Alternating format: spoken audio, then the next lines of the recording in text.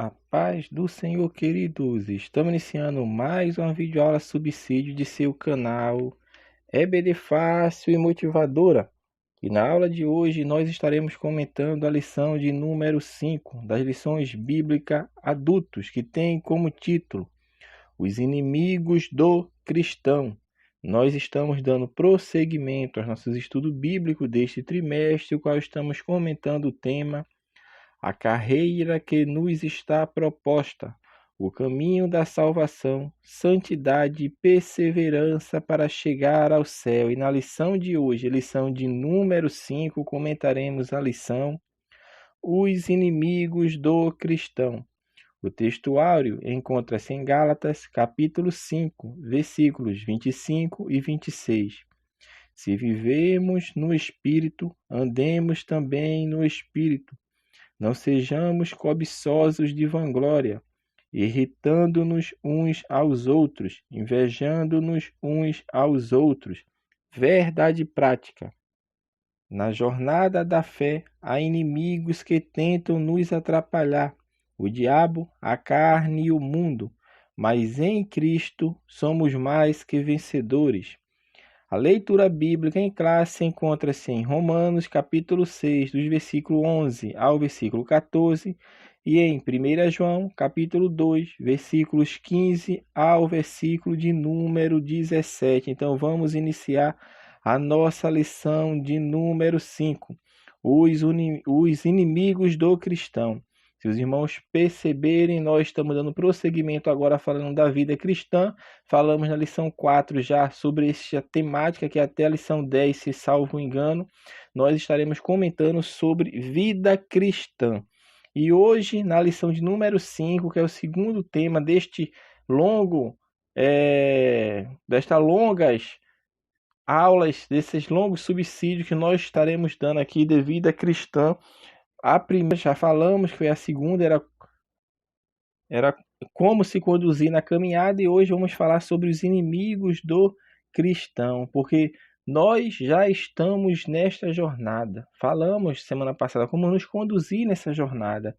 Então, dentro dessa jornada, nós temos alguns inimigos, e é justamente aonde vai entrar esta lição que iremos comentar hoje. Os 3 inimigos que o autor da lição vai citar aqui: diabo, a carne e o mundo. Então vamos detalhar de forma pormenorizada, mas de forma simples e rápida, para que possamos entender e compreender e tirar dali conhecimentos fundamentais para aplicação na nossa vida diária, porque é o que nós falamos, nós agora estamos dentro da temática da lição 4 até a lição 10, falando sobre vida cristã. E vida cristã nos remete à ortodopraxia, ou seja, eu tenho que praticar. Eu tenho que apenas, eu não tenho que apenas ouvir, mas ser praticante, ou seja, é a vida cristã. O primeiro tópico da lição, o autor vai falar sobre o primeiro inimigo do cristão.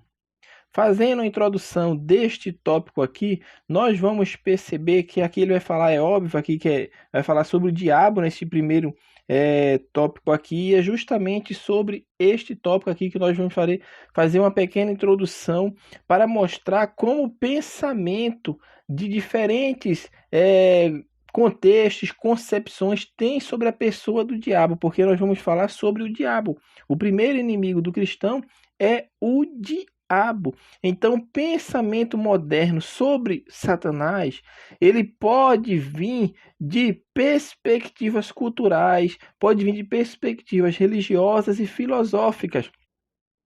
E dentro dessas concepções, nós vamos ver que dentro das crenças religiosas, acreditam sim na existência de Deus, acreditam na existência de anjos, de demônios, crê-se também na existência de Satanás, como que uma entidade, que ele é uma entidade maligna que se opõe a Deus. Se opõe não somente a Deus, mas aos planos de Deus. E isto inclui os salvos em Cristo, os servos de Deus. Então ele é visto como essa figura do mal. E assim nós cremos. E também, meu irmão, dentro do islamismo tem essa crença aqui de que o diabo, ele é um ser real, é uma entidade maligna que se opõe ao Senhor. Então, tem que ficar claro isso, dentro das crenças religiosas. Já dentro do secularismo, dentro do ateísmo, eles veem o diabo apenas como uma construção mental fantasiosa. Uma construção mental fantasiosa, fraca. Ele não é nenhum agente do mal, mas é apenas algo mitológico. Observe só a visão secularista e ateísta, tendo o diabo como símbolo, como arquetipo para representar o mal. É apenas uma simbologia, uma mitologia para representar o mal, injustiça, oposição. Observe como o pensamento aqui está de forma errônea. Isto é a concepção secularista, ateísta. Dentro da psicologia e da filosofia, ele é visto como uma figura que carrega uma personificação marcada por aspectos sombrios, o que envolve o subconsciente humano. Isso se configura na prática com efeitos relacionados a impulsos, desejos egoístas, ou então a negação da responsabilidade pessoal. Então, dentro dessa concepção, Satanás não passa de uma metáfora, por meio da qual se poderá tentar para a natureza humana fazer uma pesquisa para compreender o lado obscuro da psique. E isso é a visão da psicologia e da filosofia. Já dentro da cultura popular, ele é considerado apenas uma figura sensacionalista que expressa terror, que expressa medo. Então, no caso de possessões, pacto com ele por meio de morte e sangue, apenas retratam ou representam o mal. E caminhando nessa mesma linha, tem os adeptos da nova era, que tem Satanás como uma visão sincretista, vamos falar assim, que ele pode figurar como um tipo de entidade equilibradora, isto é, como uma entidade que não é nem boa nem mal, mas que veio para equilibrar. Então é tudo um entendimento errôneo. E por fim, a teologia liberal também mina essa doutrina que nós ensinamos aqui, que é a doutrina da vida cristã relacionada com um inimigo do cristão, que é o diabo, porque nós vamos falar lá na frente justamente sobre isso, entrando nos tópicos, mas para encerrar essa introdução que nós estamos falando aqui de forma rápida, os teólogos liberais ele afirma que Satanás nada mais é do que uma metáfora para o mal. É uma representação de oposição entre o bem e o mal, jamais um ser ou entidade real. Apenas uma personificação do mal. Afirmam que se trata apenas de uma força negativa presente na sociedade e que altera o comportamento humano. Olha só, como ele pega um pouquinho ali da psicologia, da filosofia, e está incluso aqui também o secularismo, que não tem o diabo como um ser real, uma entidade maligna que se opõe a Deus. Então, dentro dessas concepções, nós vamos seguir a linha ortodoxa, dos teólogos ortodoxos, ou conservadores, vamos falar assim, que se opõem à forma como os liberais interpretam, como o ateísmo professa, a psicologia, a filosofia, a nova era, a cultura popular, porque dentro dos textos bíblicos, que a Bíblia é a nossa única regra de fé e prática, como nós falamos na aula passada, vai estar lá mostrando e salientando de forma clara que Satanás, ele é um ser real, que é justamente o primeiro subtópico deste tópico. O diabo é real. Sim, nós, crentes salvos em Cristo, cremos na palavra de Deus e acreditamos piamente no que ela diz sobre Satanás como um ser real, porque a primeira referência que aparece sobre Satanás é justamente lá no livro de Gênesis, no capítulo 3, do versículo 1 em diante, que vai mostrar ali ele como um ser que tem uma personalidade, ou seja, ele foi o responsável pela queda do homem. Dentro do judaísmo, eles descrevem Satanás como adversário, acusador. Ele não é visto como um ser autônomo, mas considerado um agente celestial, tendo o papel de acusador perante Deus. Esta também é a nossa visão. Então, nele, meu irmão, não há poder algum para agir de maneira independente, contrariando a vontade de Deus. Ou seja, ele é um ser real, sim, mas as suas ações, as suas atitudes com a igreja, ou seja, com os servos de Deus, passa primeiro pela permissão de Deus, porque foi assim que aconteceu com Jó. Assim aconteceu com Jó. Ou seja, o crente em Cristo ele está guardado debaixo da proteção do Senhor. E o inimigo, para agir, para tentar o homem, ele tem que ter a permissão de Deus. O homem aqui, o homem salvo em Cristo Jesus. Então, pelas Sagradas Escrituras, nós compreendemos que o diabo ele é um ser do mal. Ele se opõe a Deus e a todo o seu projeto. As Sagradas Escrituras afirmam isso. Ele, como agente maligno, ele jamais foi uma criação divina como agente maligno. Não, Deus não criou um ser maligno, não. Mas ele tornou-se, por causa de sua soberba, de querer ser igual a Deus. Esta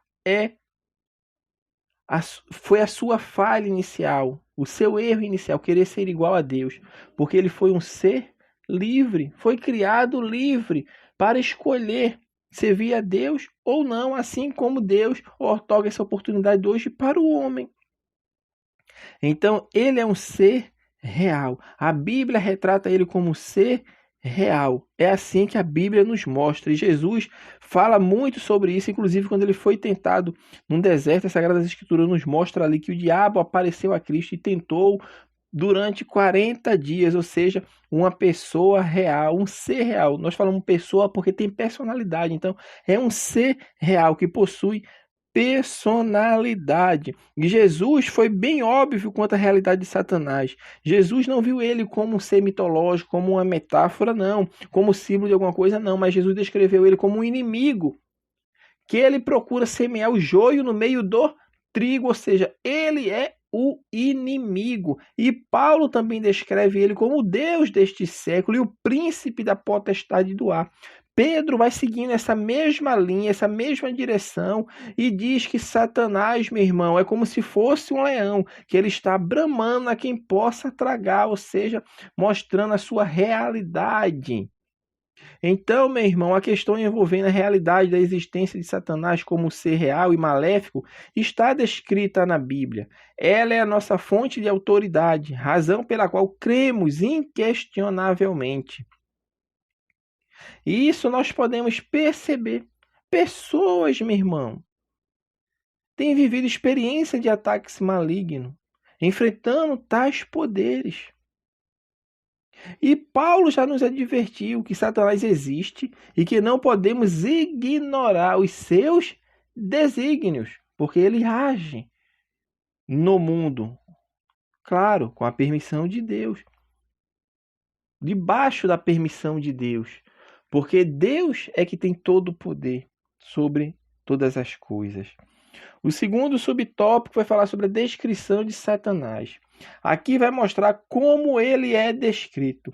As Sagradas Escrituras não mostram que ele fazia parte de uma ordem angelical. E que ordem angelical era essa? É a ordem angelical dos querubins, possivelmente o mais exaltado dentre todos aqueles ali.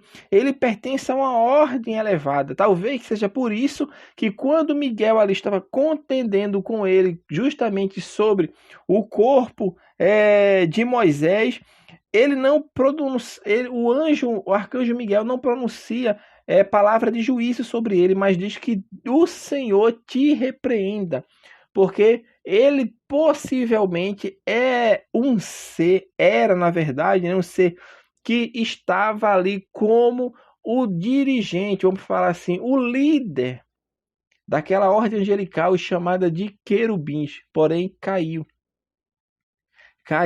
Isso era no início, quando ele não tinha pecado, não tinha escolhido se rebelar contra Deus. Mas a partir do momento que ele se rebela contra Deus, a sua descrição agora passa a ser de astuto, passa a ser de sagaz, enganador, pai da mentira, soberbo, rebelde, pois se rebelou contra Deus, querendo se igualar a ele. E essa foi a causa do seu pecado e a causa dele ser expulso do céu. Então, meu irmão, essa é a descrição dele. Ele é o inimigo descrito. Em Apocalipse 12:10 fala que esse inimigo é descrito como acusador dos irmãos, porque isso é o que ele tenta fazer, acusar os irmãos, acusar os crentes salvos em Cristo. Assim ele fez com Jó. Foi lá acusar Jó diante de Deus. E não se engane, meu irmão, porque ele trabalha para tentar derrubar aqueles que servem ao Senhor. O terceiro subtópico da lição vai falar sobre o terceiro subtópico desse tópico, a identidade do inimigo. Neste ponto aqui vai mostrar justamente sobre os nomes aos quais ele é citado dentro das Sagradas Escrituras. Ele é mencionado 52 vezes, como o autor fala, como adversário, como opositor. 35 vezes como acusador. Ele é chamado de maligno, dragão vermelho, tentador, enganador, Beelzebu, chefe dos demônios, Belial, que é uma pessoa sem valor, pessoa má. Esses nomes, meu irmão, revelam justamente a natureza cruel, a natureza perversa, a natureza destruidora que ele tem. Essa é a identidade dele hoje. Ou seja, hoje ele é inimigo, acusador, se opõe a tudo que é de Deus, se opõe contra a obra de Deus, tenta atacar os servos de Deus, mas Deus, meu irmão, deu o segredo para vencermos ele. É confiarmos na graça que vem de Deus. Como? Nos sujeitando a Deus e obedecendo a Ele em tudo, porque fazendo isso, Ele fugirá de vós. O segundo tópico da lição vai falar sobre o segundo inimigo do cristão, a carne. No primeiro tópico da lição, primeiro subtópico desse tópico, vai falar sobre o conceito bíblico da carne. Neste ponto aqui, nós vamos comentar justamente o que Paulo escreve em Gálatas capítulo 5, versículo 16 e 17. Que ali nós percebemos que quando Paulo está citando as obras da carne, vai citar, né? Nós percebemos que essa expressão carne, como sendo inimigo interno do crente, ela se refere à natureza carnal, ou seja, é a natureza pecaminosa. Aqui ele está falando da natureza humana, da natureza caída. Então, meu irmão, o que Paulo aqui está querendo nos mostrar, esse conceito bíblico de carne aqui nesse primeiro tópico, é para mostrar justamente isso, que quando nós estamos nos referindo ao segundo inimigo do cristão, a carne, nós estamos falando justamente da natureza pecaminosa, da natureza caída, da natureza carnal do homem. Então, meu irmão, nós que desejamos, ou os que desejam, e nós que estamos já nessa peleja, aqueles que desejam vencer as obras da carne, ele não tem escape. Porque eles precisam andar em espírito. Uma vez que não existe outra saída para esse duelo. A luta entre a carne, a natureza caída, e o espírito só é vencido por quem anda em espírito. Por quem alimenta o espírito. Nós temos hoje uma natureza implantada por Deus através do Espírito Santo na nossa vida, uma nova criatura. Entretanto, a natureza caída ainda está em nós. Então, todos os dias nós estamos nessa batalha espiritual. E só vence essa batalha aquele que está andando em espírito, aquele que está vivendo em espírito, que não se inclina para as obras da carne, mas observam, se inclinam para o Espírito Santo, visam as coisas do Espírito, porque na carne ninguém pode agradar a Deus. Então, meu irmão, crente carnal não agrada a Deus, o crente tem que ser espiritual.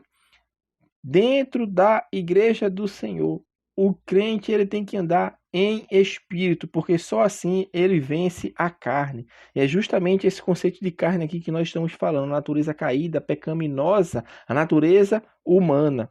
O segundo subtópico da lição é falar carne no Novo Testamento.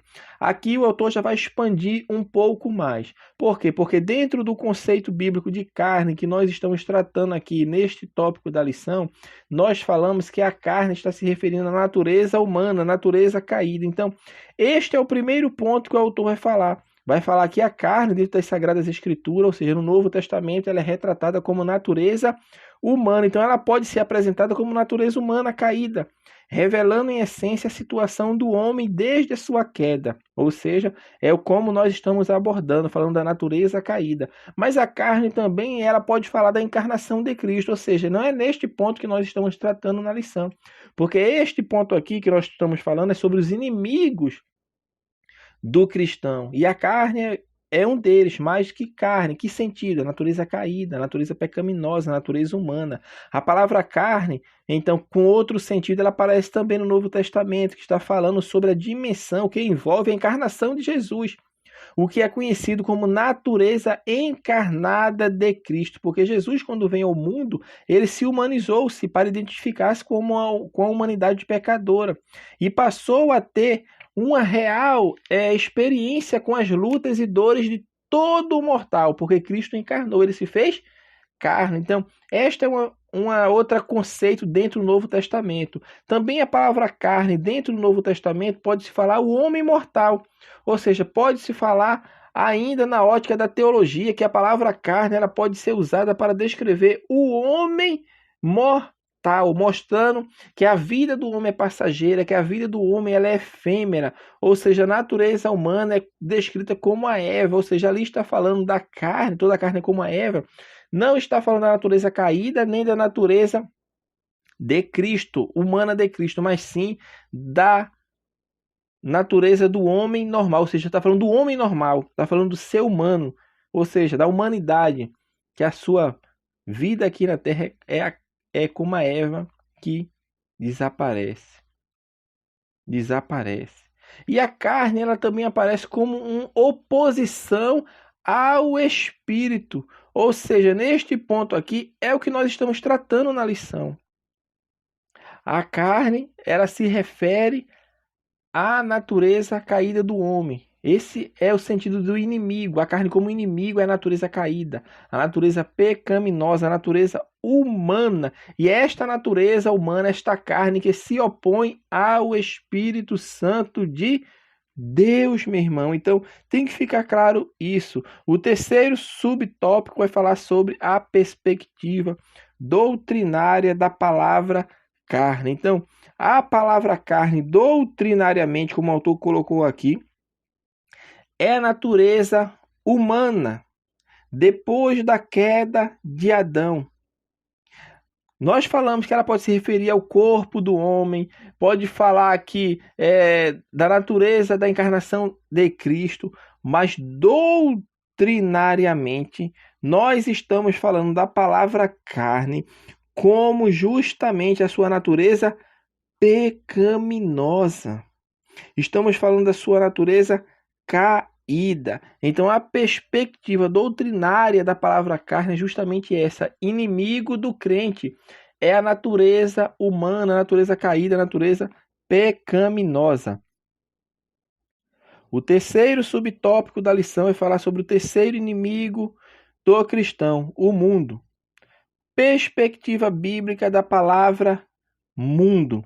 Neste ponto aqui, o autor vai mostrar que há várias conotações para a palavra mundo. Observe, assim como a palavra carne, dentro do contexto, ela pode ter outro significado, além da natureza caída, da natureza humana, da natureza pecaminosa. A mesma coisa acontece com a palavra mundo.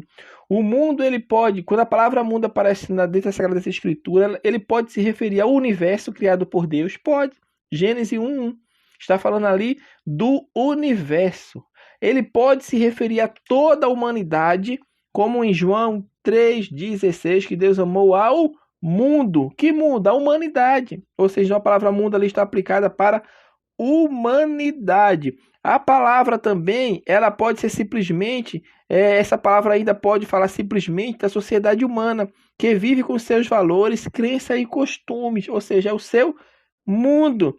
Então, o mundo ao qual nós estamos nos referindo, meu irmão, como inimigo do crente, trata-se de um sistema atual que ele se manifesta contra Deus, se manifesta contra os planos de Deus, se manifesta contra a sua palavra. Observe que nós estamos aqui falando de forma clara para os irmãos entender que a palavra mundo, assim como a palavra carne, tem seus significados. Mas qual o significado de mundo como inimigo do crente? É o sistema que se manifesta contra Deus, contra seus planos, contra a sua palavra. Por isso Paulo falou, não vos conformei com este mundo. Mundo ali está falando justamente sobre esse sistema que é gerenciado pelo Deus desse século, que é o inimigo de nossas almas.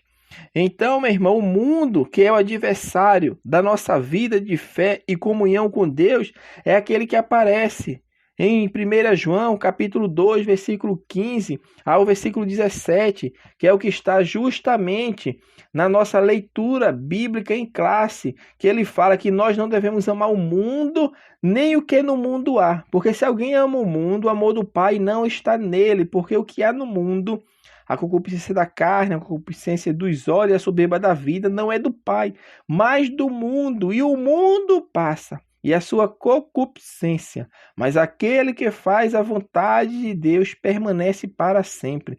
Então a palavra mundo, dentro dessa perspectiva bíblica, está se referindo justamente a esse sistema mudando, é o que João estava falando, não é o mundo físico, mas é o mundo pecaminoso, é o mundo que gera essas todas ideologias contrárias à palavra de Deus, a qual estamos sendo bombardeados diariamente, sejam nas nossas escolas, faculdades, trabalhos, lugares por onde andamos, em qualquer lugar que estejamos, sempre seremos atacados, porque a palavra de Deus assim nos alertou, que aqueles que querem viver piamente para Cristo hão de padecer perseguições.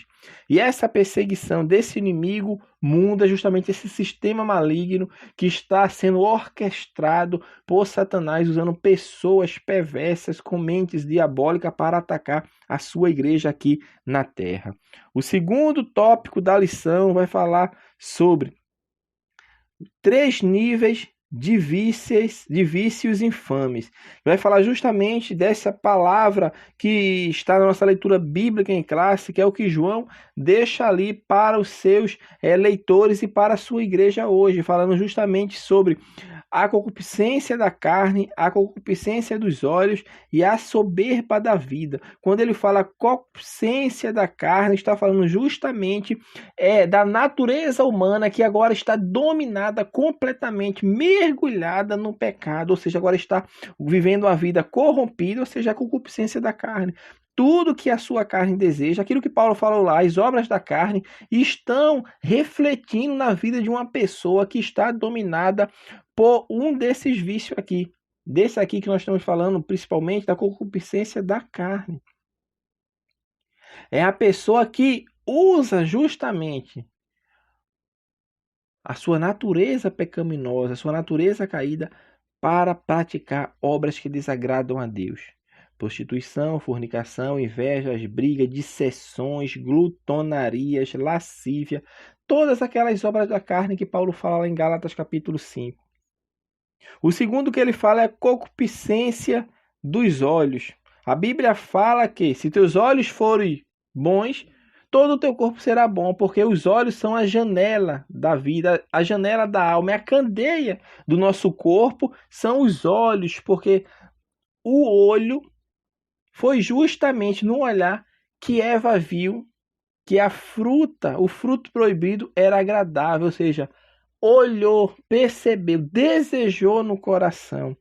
Concupiscência dos olhos é o desejo de cometer coisas pecaminosas. E essas coisas elas são oferecidas diariamente na mídia, na música, nos filmes, na literatura, na artes para ceder aos desejos carnais, ou seja, a concupiscência dos olhos faz com que as pessoas sintam desejos, sintam atraídas para cometer os atos contrários à palavra de Deus. E por fim vai falar também sobre a soberba da vida. Neste ponto aqui, este é um nível de vício que mostra a autoglorificação do homem. O homem está auto se glorificando no seu pecado. É aquelas pessoas que conquistam posições através de falcatruas, ou seja, é soberba da vida. É pessoas que se vangloriam do seu alto intelecto em detrimento de ser servo de Deus, de servir a Deus, ou seja, dentro do ateísmo tem muito isso que mostra as pessoas egoístas, pessoas que se vangloriam de si mesmo, meu irmão. E isto é o retrato, se vocês perceberem e olhar, é o homem da atualidade que não tem Deus, que ele despreza o Criador e se opõe deliberadamente tudo aquilo que se chama Deus e tudo aquilo que vem de Deus, é a soberba da vida. E o último subtópico da lição, o autor vai falar sobre vencendo o mundo. O autor bíblico, ele nos dá a chave. Ele nos mostra o segredo que vence o mundo. Está lá em 1 João capítulo 5, versículo 4. Porque todo que é nascido de Deus vence o mundo. E esta é a vitória que vence o mundo. Ele fala a nossa fé. A nossa fé que vence o mundo. Então é andando pela fé e firmado no conhecimento da palavra, tendo a vida cheia do Espírito Santo. O crente, ele não vai precisar sair do mundo. Ele não vai precisar se isolar do mundo, não.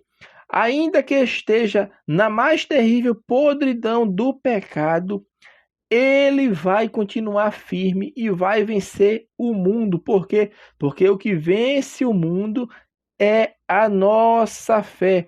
Por que a nossa fé? Porque a nossa fé está depositada em Cristo. E quem venceu o mundo, o diabo, a carne, foi Cristo. Então, o crente que está em Cristo Jesus, ele está trilhando um bom caminho. E que caminho é este? É o caminho que leva o homem ao céu. Então, assim, meus amados irmãos, nós estamos concluindo esta lição e falamos dos três grandes opositores da nossa jornada para o céu: o diabo, a carne e o mundo. Mas não devemos temê-lo, primeiramente porque o diabo já é o inimigo vencido.